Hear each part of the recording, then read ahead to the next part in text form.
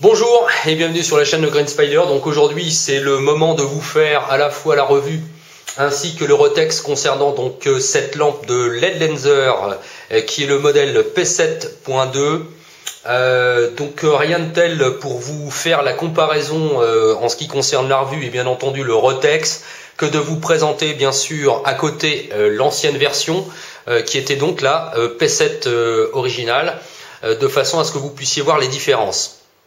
Alors, c'est toujours fourni dans un packaging toujours aussi soigné en carton.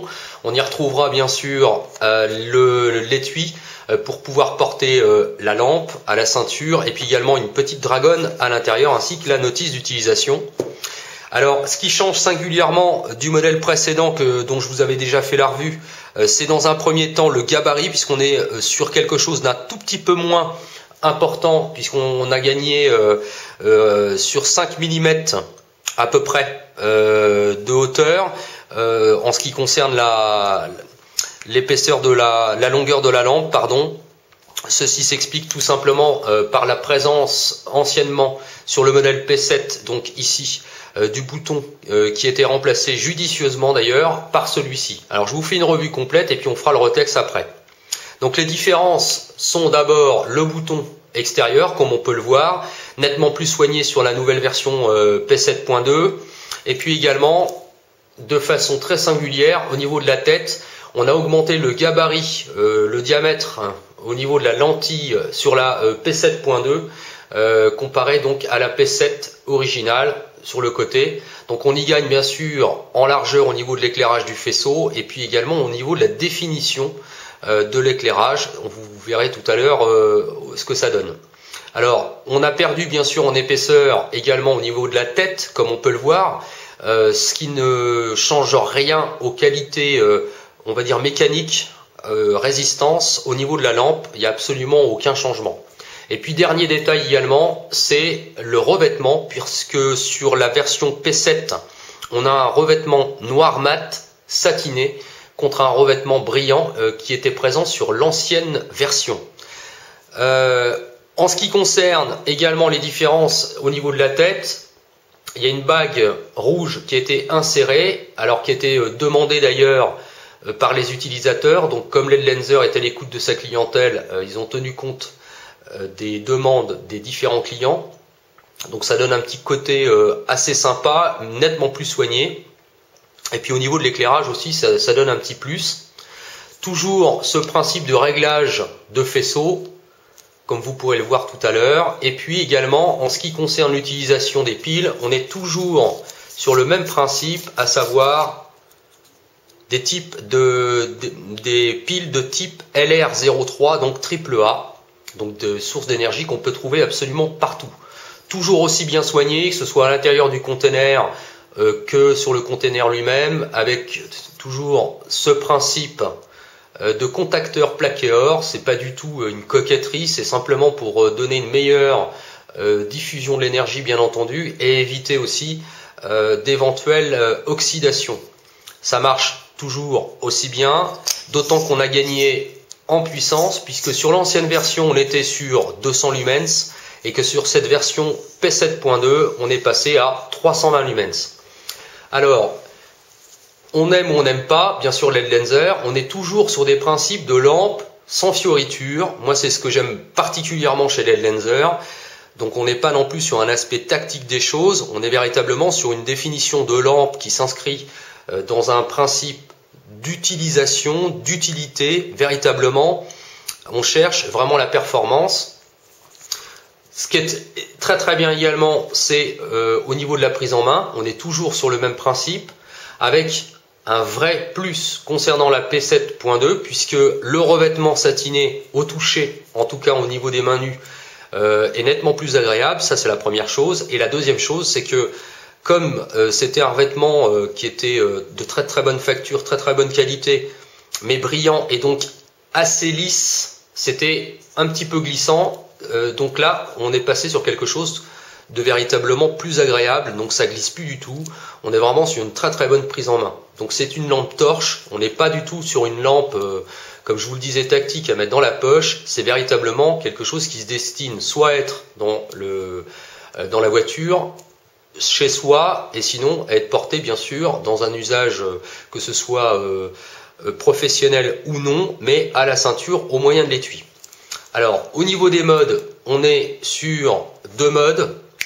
Alors je vous fais voir la définition d'éclairage. Donc là on est dans le mode maxi, comme on peut le voir. Alors on va mettre les 2 faisceaux strictement identiques. Comme on peut le voir, donc à droite la P7.2, à gauche la P7 classique. Donc on a gagné nettement en définition au niveau du point chaud, comme on peut le voir. Il n'y a plus du tout de perte, comme c'était un peu présent sur la P7. On est véritablement sur un faisceau très très concentré. Et puis lorsqu'on passe sur de l'éclairage plus diffus, voilà ce que ça donne. On était sur l'ancienne version ici, on avait toujours ce principe de halo et puis de définition du contour très très noir, ceci à cause de l'épaisseur de la lampe. Et là on est passé sur quelque chose de nettement plus net. Comme on peut le voir, on est sur quelque chose de véritablement mieux défini. Alors, comme je vous l'ai dit, 2 modes. On est un mode pleine puissance et un mode éco. Et puis, également un mode boost. Alors, le mode boost, il suffit juste d'appuyer sur le contacteur sans l'enclencher complètement. Et on est à 320 lumens. Là, sur l'autre version, on était à 200 lumens.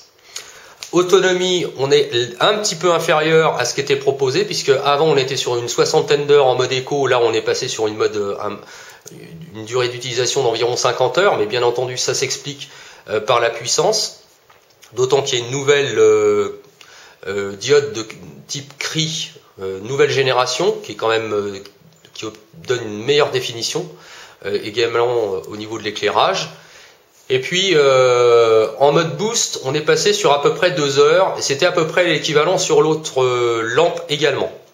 Alors en ce qui concerne le Rotex, maintenant que je vous ai montré un petit peu la définition au niveau de la lampe, personnellement je trouve qu'il y a un véritable plus par rapport à celle-ci. Alors tant au niveau de l'éclairage qu'au niveau du confort, alors surtout au niveau du bouton poussoir, parce que c'est véritablement, c'est limite instinctif. Quand on pose le pouce, on n'est pas obligé d'enclencher le contacteur complètement, chose qu'on avait un petit peu de mal à trouver, à jauger. On était toujours en train de jauger un petit peu pour trouver, et puis au niveau, c'était un petit peu désagréable. Voilà, ce que je pouvais lui reprocher à celle-ci, c'était au niveau du contacteur, c'était un petit peu désagréable. Là, avec cette nouvelle mouture, c'est un bouton poussoir qui est vraiment du plus bel effet au niveau du logo. On est vraiment sur quelque chose de beaucoup plus instinctif, plus réactif. C'est plus confortable et en plus c'est moins bruyant, donc c'est vraiment un plus. Au niveau du confort, pour le réglage de l'intensité, c'est sans surprise, on est pratiquement sur l'équivalent de ce que proposait la P7 avant. Donc il n'y a pas véritablement de changement au niveau du confort d'utilisation pour le réglage du focus. Par contre, au niveau de l'éclairage, de la diffusion, on voit qu'on est quand même sur quelque chose de nettement plus concentré, nettement mieux défini. Alors, je vous ferai pas de test véritablement en extérieur parce que les conditions météo se prêtent pas vraiment à ce genre d'exercice, donc vous m'en excuserez par ailleurs. Mais on est toujours sur quelque chose de vraiment très très fonctionnel, qui éclaire très très très bien. Donc il n'y a vraiment aucun souci par rapport à ça. Alors, la seule chose qu'on peut lui reprocher, puisque tout n'est pas nécessairement rose, il faut être objectif, c'est que le revêtement noir est très très bien, la nouvelle mouture du revêtement est très très bonne. Par contre, ça a tendance à marquer un petit peu, c'est-à-dire que les coups, ça marque un peu plus que l'ancienne version. Alors, je ne sais pas si on verra, voilà, quand on passe par exemple le doigt, on voit bien, ça marque un peu. Alors ça s'efface assez rapidement, il suffit de frotter un peu la lampe, mais elle a tendance à marquer un peu plus que celle-ci. Le revêtement était peut-être... Alors c'est pas une question que ce soit plus dur, c'est pas ça du tout, c'est simplement que comme ici c'était du lisse brillant, ça avait tendance à être moins accrocheur. Alors du coup, automatiquement, dans la tenue en main, ça avait tendance aussi à glisser. Là, c'est plus du tout le cas, donc ça marque nécessairement un peu plus. Par contre, au niveau tenue en main, c'est quand même un gros plus. Voilà, c'est le seul petit reproche qu'on peut lui faire. Pour au niveau de la puissance, c'est véritablement un gros plus, d'avoir beaucoup plus de puissance. Mais alors c'est surtout qu'au niveau de la focale, ça c'est vraiment extra ça. Ce principe d'augmenter le diamètre de la lentille, et puis ça a été redéfini, hein. comme on peut le voir. Les deux lentilles sont vraiment différentes. Donc c'est toujours du polycarbonate, haute transparence, haute résistance, donc rien à craindre, hein. On n'est pas sur du verre, mais quelque part c'est beaucoup mieux. Donc on est vraiment sur quelque chose de très très très très dur. Je vous fais voir quand même en détail ce que ça représente. On voit bien là très nettement les différences. Voilà. Donc toujours quelque chose de très très très bien fini. Voir quand même au niveau du revêtement, des différences, sur quoi on peut se baser. Voilà. Alors, par contre, le seul reproche, sincèrement, c'est pas directement avec la lampe, mais ce sera avec l'étui, qui pour moi, je trouve que c'est un petit peu dommage. Alors, c'est pas une critique sur le choix des matériaux nécessairement, hein. Pas du tout. On est toujours sur un étui de très bonne qualité avec du nylon très très très très résistant. C'est toujours très très bien fait, d'autant qu'à l'intérieur on retrouve toujours ce fameux principe de néoprène qui permet de bien, alors d'être très très doux pour la lampe, mais en plus d'absorber une partie des chocs. Mais on a exactement le même étui, que ce soit sur le modèle P7 original ou sur le modèle P7.2. Je trouve ça un petit peu dommage. On aurait pu, je pense que LED Laser aurait pu travailler également sur un étui qui sorte de l'ordinaire, de façon à trancher singulièrement avec ce qui était proposé avant.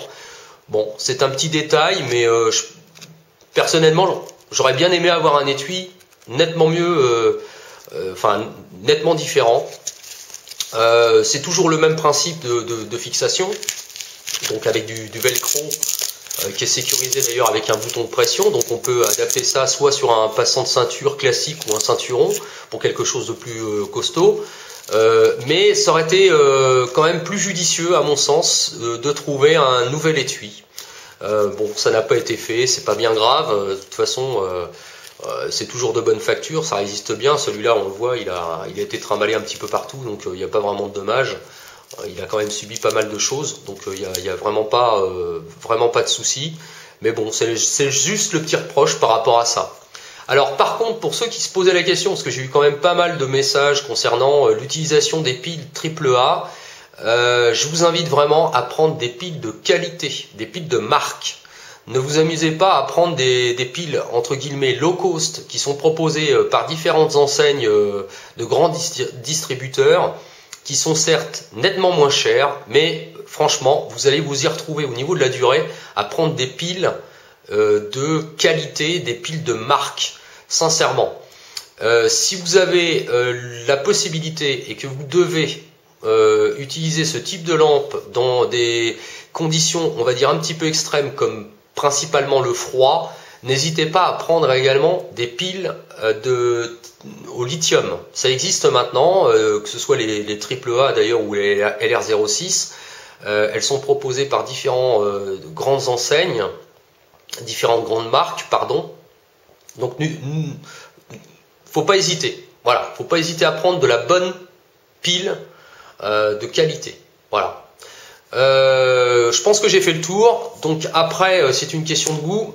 Sincèrement, entre les deux, celle-ci est quand même un plus, nettement. Alors au niveau du look, hein, comme je l'ai dit, mais même au niveau de l'utilisation, et on gagne quand même 120 lumens, ce qui est quand même pas négligeable.